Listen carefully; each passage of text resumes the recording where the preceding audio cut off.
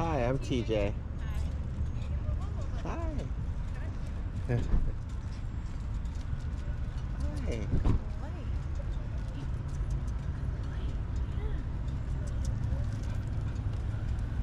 Is that from the shots on his leg? No, he got stung by a hornet and that was from the hornet. He made a hot spot chewing it. So poor thing. He doesn't bother the wrap, so. Oh, that's good. Hi. Good boy. Good boy. I was going to actually go into PetSmart because I didn't bring all of his treats because I keep them in a jar. No and problem. I didn't have a big container for Let's do a quick walking evaluation out here first, and then I'll take off my shirt and we'll go in. Yeah.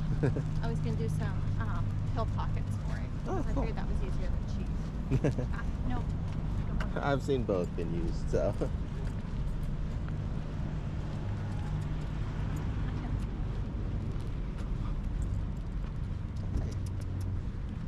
I'm going to go find some grass.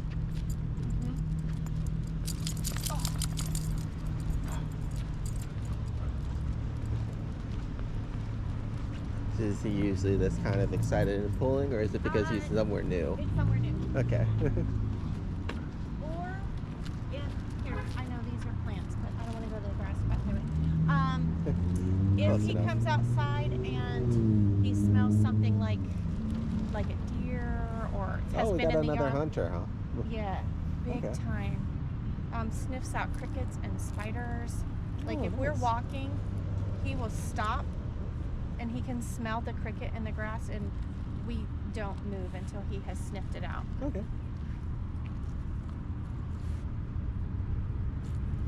Same thing with spiders. Like I don't even see them until he's tracked them down, and then they like leap or jump, and I'm like, oh, we're almost into the spider. Nice.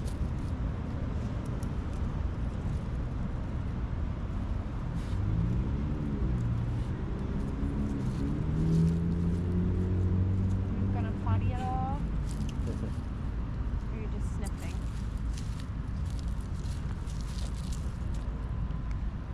Oh, there we Looks go. like it.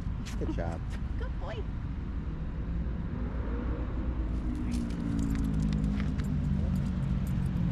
So we'll just kind of walk straight here, Good boy. and then when he's kind of at the end of the lead, just hold the leash out and still, and call his name once, and I want to see his reaction. I usually don't give him the full leash. Rizzo. Rizzo. Okay. Good boy. And do you consciously know that you called his name twice and added sounds afterwards? So I don't. I know I did his name twice, but his cue when we're walking and I want his attention is, and typically he will look up at me and then I treat and then I keep his attention. Like if I know we're approaching, a dog's approaching, and it's going to be an issue, I do that, and typically that sound is his cue. Okay. So no reaction now because of the environment. So we may have to really kind of do more social work with him as well, right?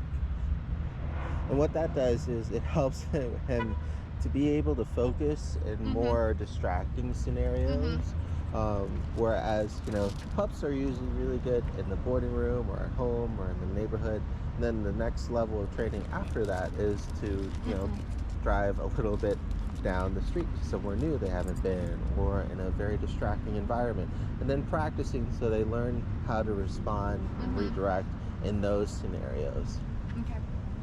All right, let's try it one more time. So we'll just kind of walk straight and just keep walking with him while the leash is all the way tight, and then make the sound once, and I just want to see how he reacts. So you can that way.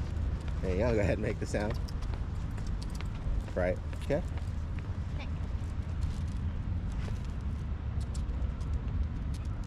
Yeah, he's not focused at all on me. Yeah, that's okay. So we'll definitely work on some focused work. And this sometimes is not so much as pulling now, but we live in a neighborhood that backs up to a lake in the woods.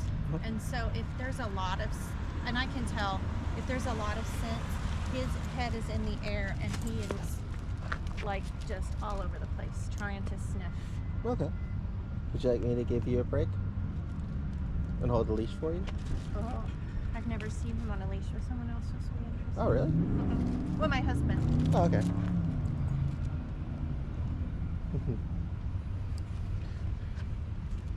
And what I'll do is I'll follow you back to the car, and I want to see how much force it takes.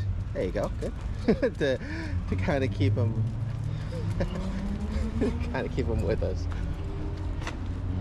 It's gonna be a lot because he wants ahead of me. He's like, what are you doing? I'm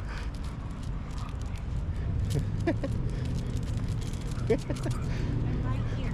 I'm right here. It's funny how that works, right? So like, as soon as you start walking away, he starts paying attention more to you and what you're doing. And so something that we'll teach too is how you can guide him just by where you're going and what you're doing, as opposed to being preoccupied like right now with where he's going and what he's doing and pulling. Okay. And he does that when my husband and I are together. If one of us goes ahead, like my husband, because my in-laws live right around the corner from us.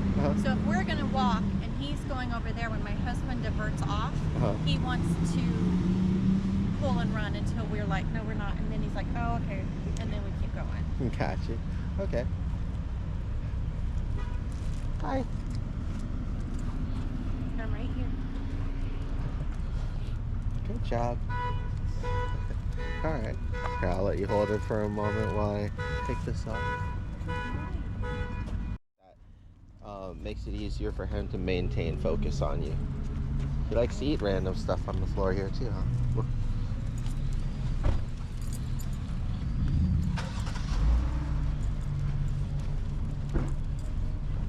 So see how he's kind of next to you right now and not too busy pulling in front?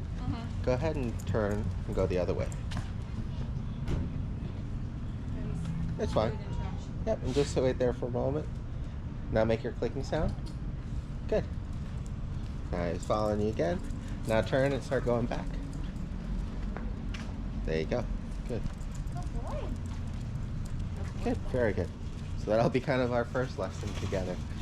We'll definitely elaborate on it more during his private sessions. No. You really not used to other people walking, huh? No. I got it.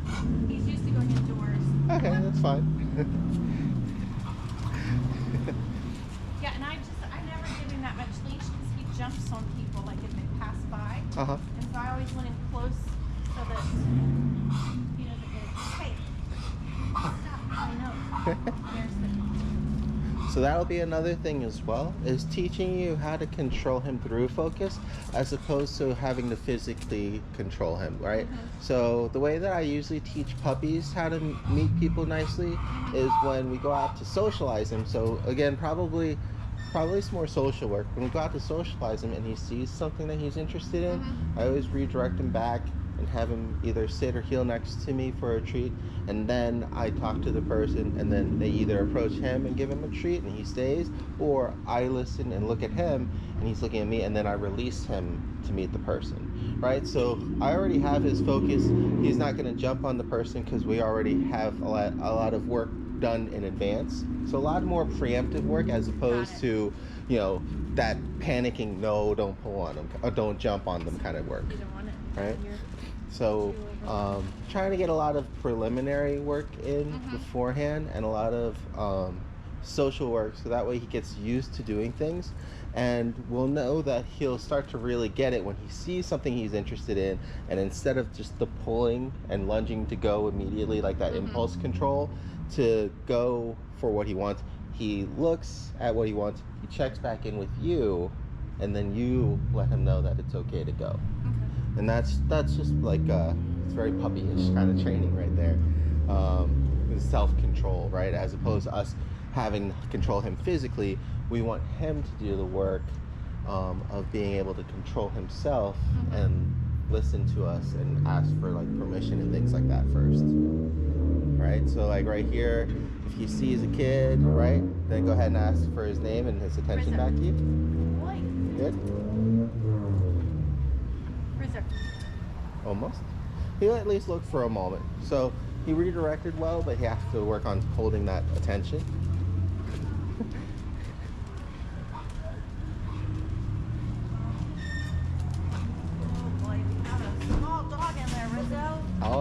cute one. We'll see which way they go. Hi, how you doing? No. Nope, there's two of them. Look at that. Hi. Doing alright, how about you? You'll get to see Good. him in. Good boy. All right, let's go. Hi, how you doing? Cute pups. Good job. Hey, how you doing? Normally he's growling and that I want to play excited, like. Gotcha. Okay. Well, that would explain your response. Yes. So that's something we're gonna have to work on. I don't know other dogs how they respond to that. And So the key difference in that scenario is I'm just watching his behavior, I'm watching the other dog's behavior, and I'm not anticipating anything negative from prior experiences. Whereas you already have like almost recoiled back in, you're already ready to like pull him over. So we'll have to work with I'm that not with sure you when how- we're together. yeah, I'm not sure how that'll be really hard for me.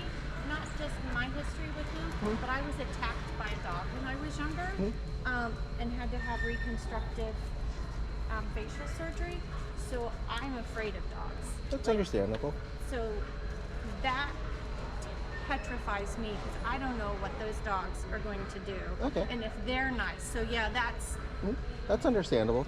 So what we're gonna do is give you the training and the knowledge and the experience, so that way you know what to look for. You know, warning signs, signs that things are okay. So that way, instead of being anxious about a situation, you're being alert about a situation. And when you're alert, you're able to better take in the scenario for what it is, better and analyze the situation itself, as opposed to thinking in the back of your mind, what if, you know, things like that. It helps to kind of clear your mind. So we'll definitely do that with you as well to help you out.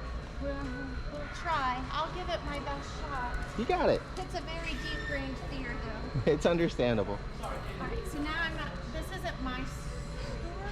Do you know where the pill pockets are? Yeah, they're usually going to be in the aisle with the next one over. Either next one over or two more down where the vitamins are. Hi, little one. Cute little pup. No, you don't get those, buddy. Those are not yours. Come on. Hi, cute dog. Good job, Rizzo. We'll look on the toy aisle.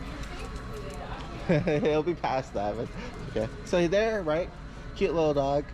Not really too much of a threat to you or him. So Yeah, but so it's good. It's good to relax and see how he does with the other dog. So a lot of this is going to help you by actually seeing what he's doing and being mindful of that, right? yes. All right, so it's going to be on the next one over with the vitamins and stuff. It's usually one place or the other when it's in these stores. I always go to a bunch of different ones, so they're all a little bit different. That's not where the vitamins are in this store. Should be right. Oh, maybe health and wellness. There it is. Oh.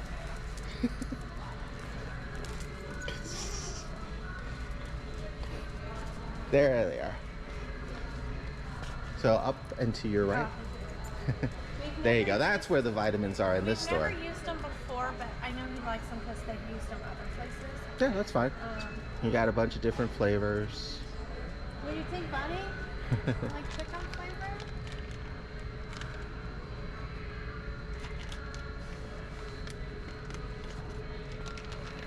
Alright. I know. Good for you. So what drew you to Rizzo even though you were afraid of dogs? I love dogs, and when they're my dogs, I love them. So we've always had dogs, but I get them when they're young. Okay. And then Oh. they grow up. Oh, you didn't really want it. They grow up with me, like, so then I'm used to them. Okay, that makes sense. The last two dogs were rescues, and I was more fearful with them because they were so incredibly unpredictable. And I'm not fearful of him. It's the interactions with people and dogs that make me nervous. Okay. Because I don't know how he's going to react. Gotcha. The dog we had before these two we didn't really take her out on walks. She didn't enjoy that. And she was never reactive to other people in the house or other people around us. So I didn't develop any sort of anxiousness with her because there was no unpredictability to her. Okay.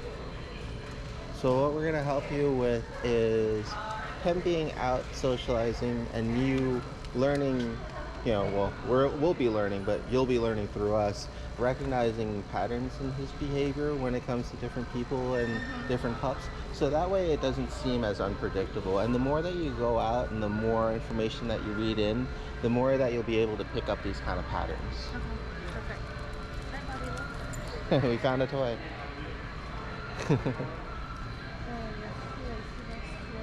Oh, perfect. We're not getting a toy today. Well, we got some at home for him, and I'm gonna pick up some more probably tomorrow or the day after. I feel like I should probably just get some on here, but that's okay. I want him to kind of interact with the other pups right now anyways. I've never had him with other animals with toys, so I don't know if he shares very well. Okay, I'll let you know.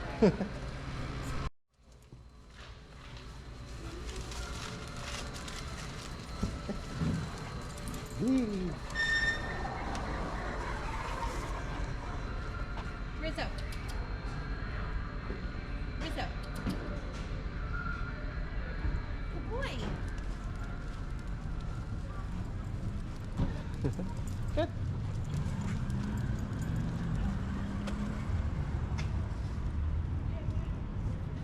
I do have his muzzle in the car, but I haven't yet put it on him. Oh, He's okay. licked his nose inside of it and he's let it rest on his nose, but I never got it adjusted very well. Okay, I'll take a And look at it. with Like I his- said, hopefully we won't need it. If we do, I'll try to do as much work without With it. his slippery hair, he just pulled it right off, so I knew I didn't have it tight enough. No problem. We'll take a look at it. Hopefully we won't need it and I'll be able to do most of the work without it. We'll see. Like I said, it always makes some things easier. Sometimes it's not needed at all. The last boarding pup, we only used it on like the very first day, and then he was fine afterwards.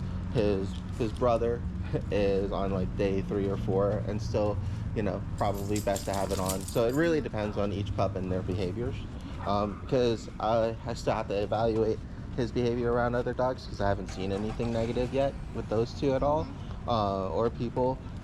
Don't want to let my guard down, and we want to try to play it as safe as possible, but at the same time we don't want to hold back progress by being afraid of things. Right? We want to know what he's going to do and what he's not going to do, and then help him accordingly.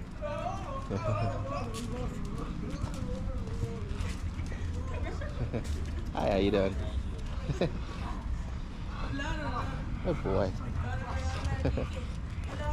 Was there anything else that you wanted to go over with him? I mean, that's probably...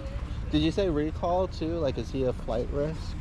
Was one of the things? I can't remember if that was you or the other parent that I spoke to. Off leash. Okay, so he's like never ran out of the house or anything like that.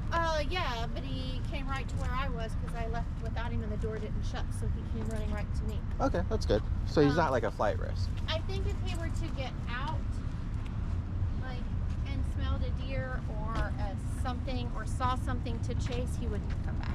Okay. I mean, 100%, I don't think he would come back. Okay, so he is a flight risk with like critters. Yeah, for chasing something. Okay. Here, let's try out something else again then. Since we know that he likes to stick to you, we're gonna take him over here. He already wants to go back, which is great, but we got a car coming. Okay. I'm gonna let him get distracted. Hopefully another dog will come by. It's getting pretty late though. Nice. There you go. I don't see anything else. Maybe those guys will have a pup.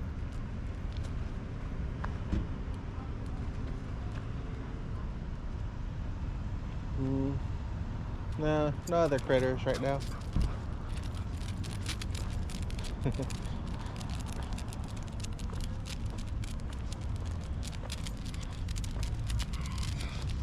I swear he's not, I mean, maybe this is separation anxiety, but he doesn't, I can leave up. He doesn't bark and carry on. He doesn't. Well, he went towards you and then back towards wherever that food was there. I don't know if you... Let's have you go the opposite way of that food to see if he is going towards you. Oh, perfect.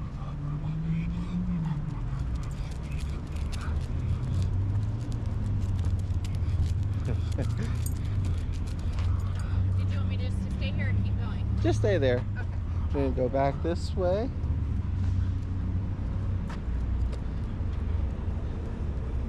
Okay. Oh. Okay. Go ahead and ask him to sit, stay. Rizzo, sit. Rizzo, sit.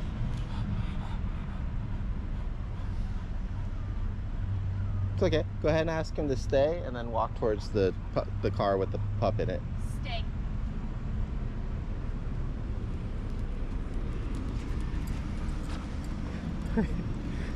No problem. Oh, look at the little chihuahua. What do you think, Rizzo? Good job. Good boy. Good boy. Yeah. What do you think? Wait. Careful, there's another car coming. Aw, hi, cute pup. It's your brother over there. Do you see him? The 25% Chihuahua in there. Huh? He definitely sees him and then he looked away. So that was good. Maybe because he's not out and walking too.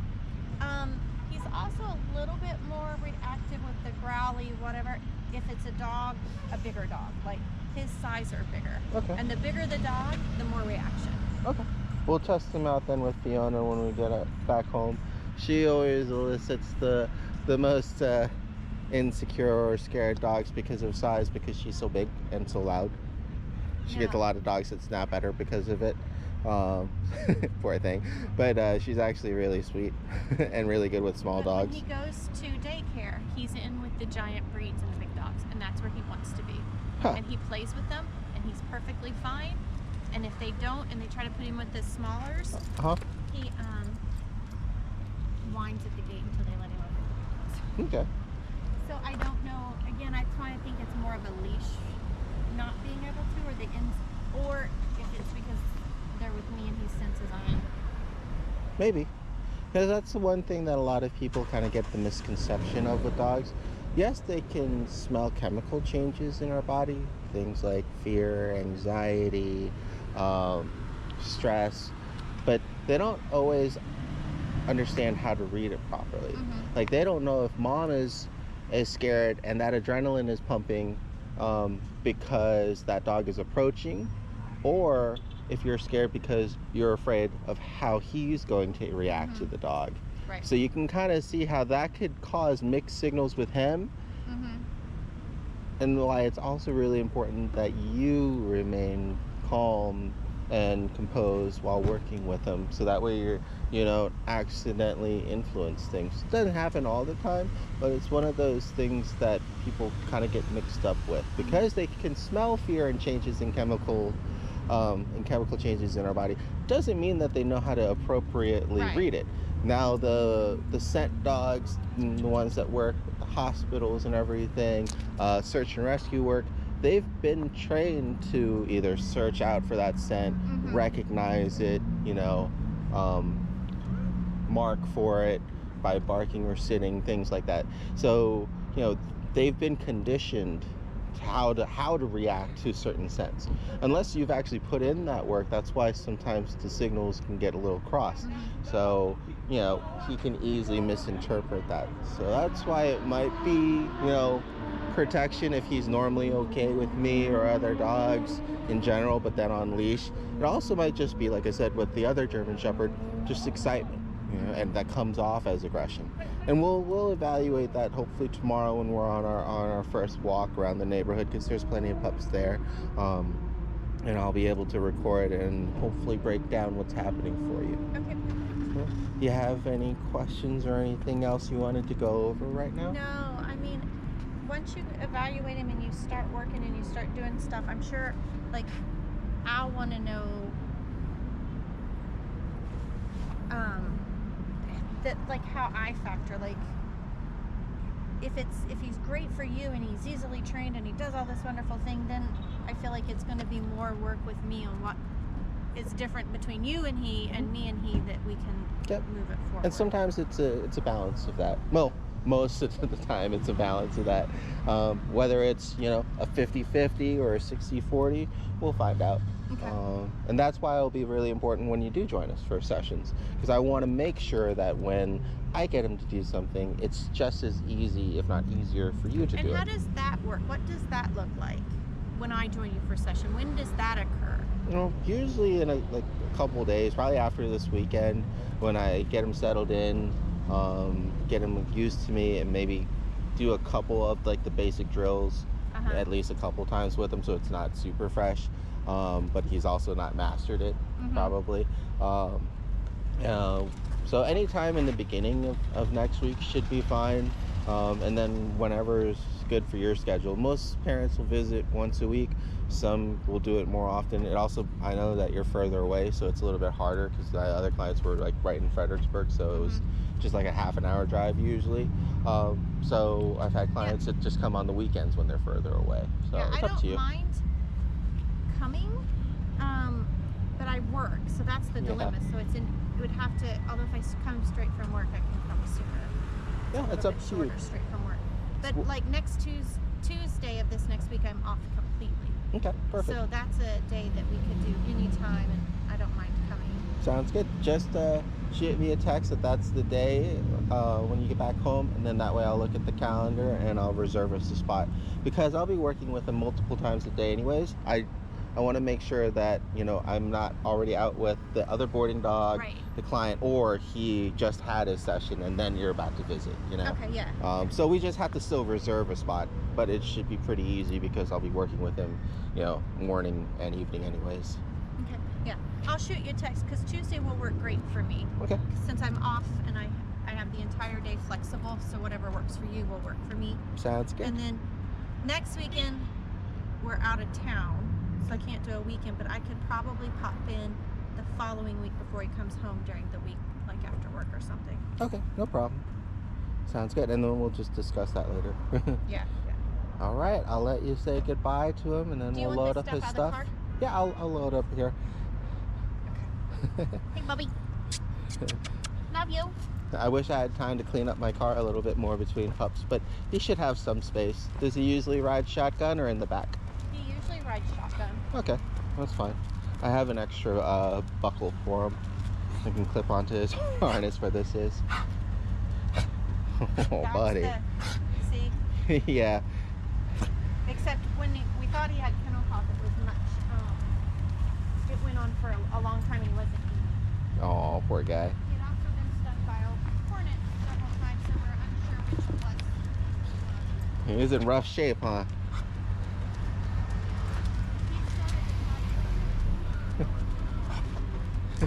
Hopefully, lesson learned. All right, Rizzo. Hey, good boy.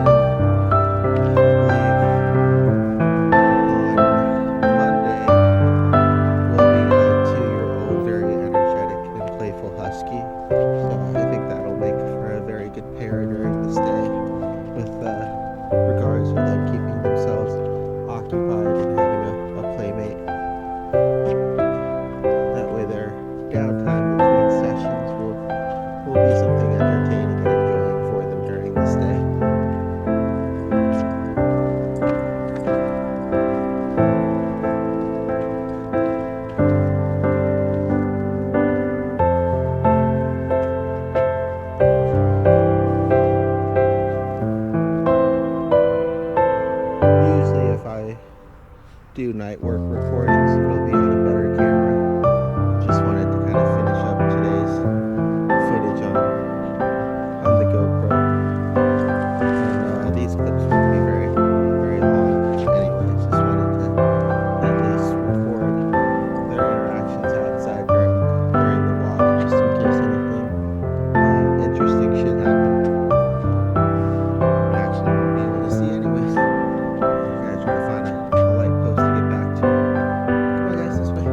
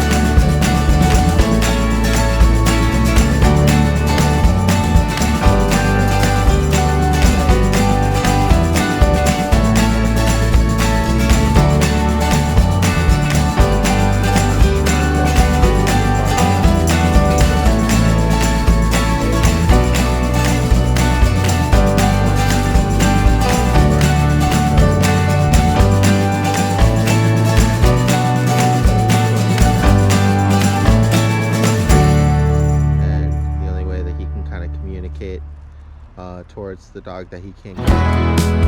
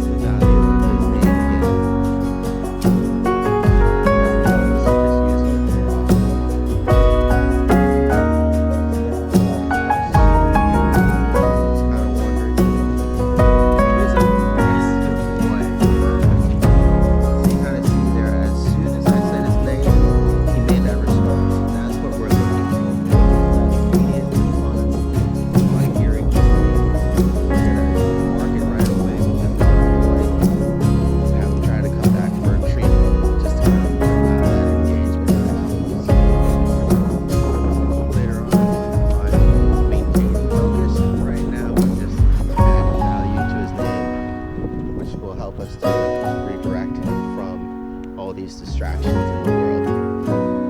That was really good though.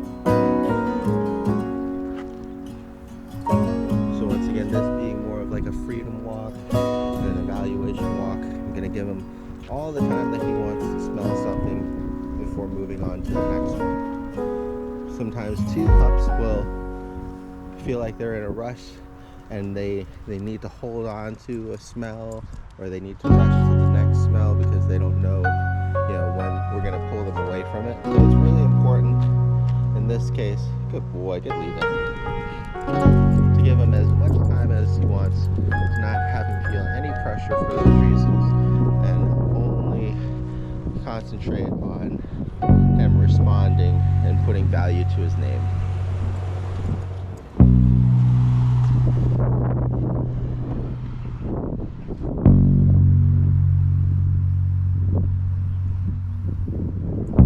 He's doing a lot better here. Slowing down. Just checking in on scents. Hasn't really found one to follow. You can see that even his slower natural walking gait is a little bit faster than mine. That's something to understand and get used to. Boy. Right here. Hold some pressure. Yes, good boy. I'll go over this more in his formal training video. I'm just using the leash as a boundary.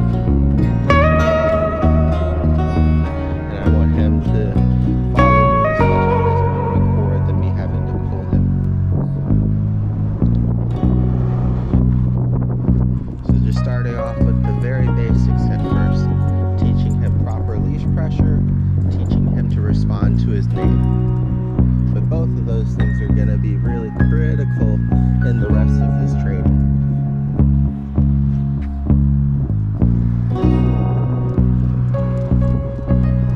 Good boy.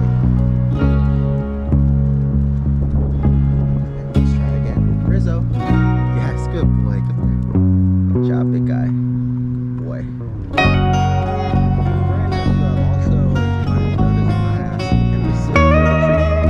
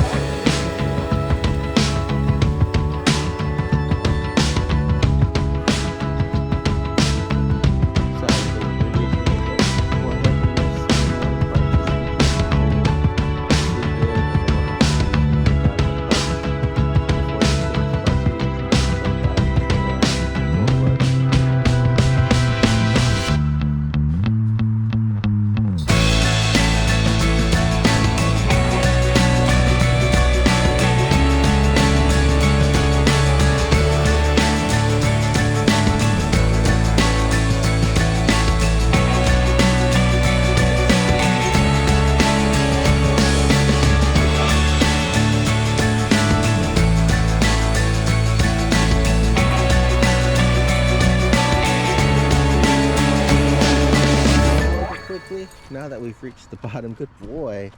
Now that we've kind of reached the bottom of the hill, there's less things not moving. It's not moving quite as quickly. And I think that sometimes it's just the environment too that's causing him to pull. It's learn to slow down. It's very difficult to do for some pups.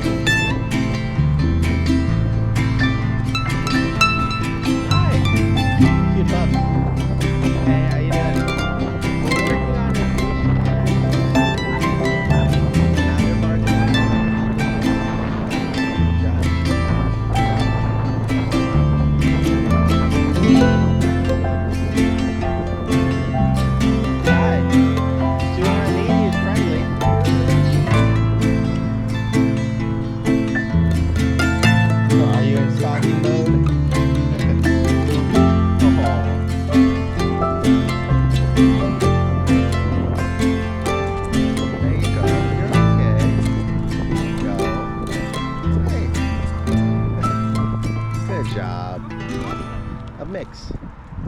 Yeah. That's pretty. I like the color. Thanks. He's working on his leash skills here, and social skills. Is he a puppy? Yes. Oh, he's cute. Little bacteria.